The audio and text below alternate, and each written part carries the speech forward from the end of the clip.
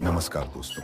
क्या आप बार बार खांसी और सर्दी की समस्या से परेशान हैं? क्या आप बिना दवाइयों के घर पर ही इस समस्या का समाधान चाहते हैं? आज की इस वीडियो में हम आपको सर्दी और खांसी को जड़ से खत्म करने वाले 7 असरदार घरेलू नुस्खों के बारे में बताएंगे। ये नुस्खे 100% प्राकृतिक हैं, जिनका वैज्ञानिक आधार है और ये पूरी तरह से सुरक्षित हैं। इसीलिए इस वीडियो को अंत तक जरूर देखें ताकि आप सर्दी और खांसी से तुरंत राहत पा सकें। सर्दी और खांसी अक्सर मौसम बदलने, ठंड लगने या इम्यूनिटी कमजोर होने की वजह से होती है।